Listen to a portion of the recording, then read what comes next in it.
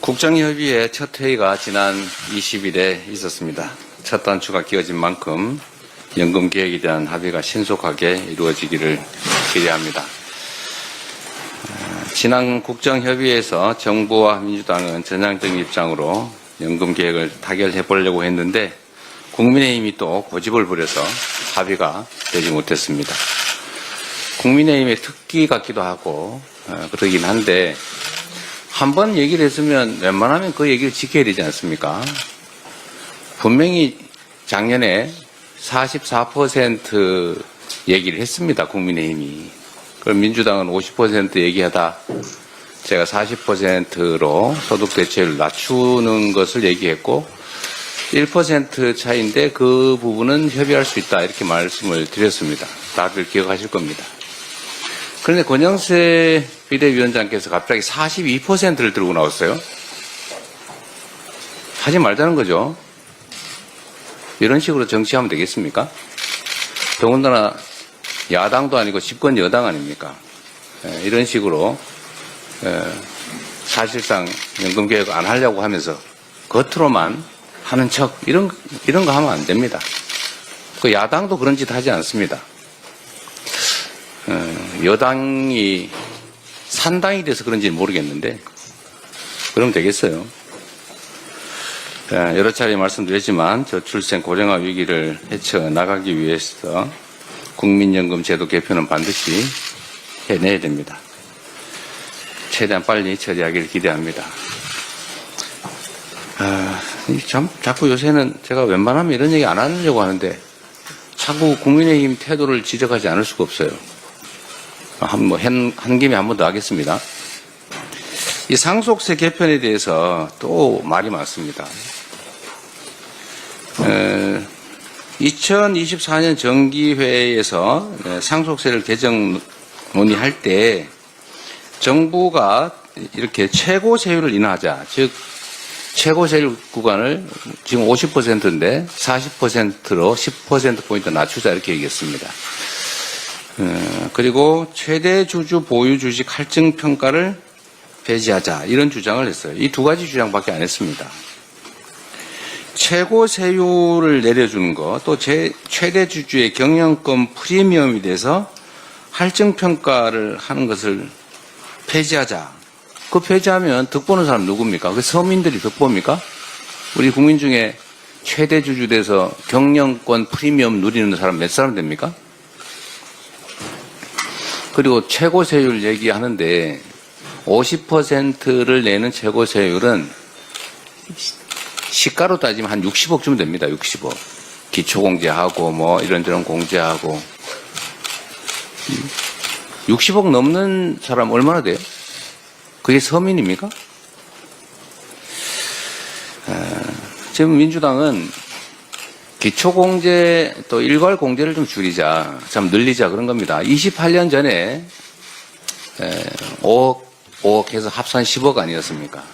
28년 전에 개발도상국 시절입니다. 근데 지금 그 사이에 집값이 몇 배 올랐어요. 근데 기초공제, 일괄공제 똑같습니다. 그래 어떤 일이 벌어지냐면 부모나 배우자가 이제 사망을 했어요. 세상을 떠났습니다. 그런데 그 부모나 배우자와 함께 살던 집을 상속세를 내기 위해서 떠나야 되는 상황이 지금 발생하고 있어요. 세금을 상속세를 내려니까 집을 팔아야 돼요. 그게 무슨 짓입니까? 비인도적이지 않나요? 이런 걸 좀 고치자고요. 28년 전 기준을 좀 조금만 올리자. 집값은 몇 배 올랐는데 기초공제를 한 2배 정도 이내로 올리자. 그런 얘기 아닙니까? 18억 정도 되는 집은 과세표준 기준으로 18억 정도 되면 세금 없이 상속해서 그 집에 계속 살게 해주자. 합리적이지 않나요? 근데 여기에 왜 딴지를 겁니까? 국민의힘이 딴지를 걸면서 그 얘기 하잖아요, 지금. 최고세율 인하 안 하면 이것도 뭐 동의 못 하겠다. 지금 그런 거 아닌가요? 우리 정책위원장이 어디 갔지? 그죠? 2022년 상속세 부과 기준을 보면 최고 상속세를 낸 사람이 499명이었습니다. 그러니까 몇몇 955명이었습니다. 하여튼 955명. 평균 재산 420억. 그 몇몇 사람들 때문에 10%포인트 깎아주자고. 그러면 1,000억 상속받는 사람 100억 세금 더 깎아주는데 그거 안 해주면 그 기초공제, 일괄공제 못 올려주겠다는 거예요. 이런 행패 아닙니까, 이거는? 이건 당이 아니죠. 그러면서도 이게 서민 눈눈합니다. 그러면서 이 주장하는 저를 보고 무슨 사기꾼, 뭐 인생을 사기로 살았네, 이런 얘기해요. 왜 욕을 합니까? 욕이잖아요. 국민의 삶을 놓고 하는 정책 토론을 하는데 왜 욕을 해요? 이게 집권 여당이 할 짓입니까? 정말 이해가 안 됩니다. 좀 당황을 한 모양이에요. 내란 세력하고 몰려다니다 보니까. 대통령도 이 21세기 선진 대한민국에서 세상에 영구 집권해보겠다고 군정을 하겠다고 군사 쿠데타를 하지 않나. 그런 사람들을 비호하면서 1호 당원 징계도 하지 않고 오히려 쫓아다니잖아요.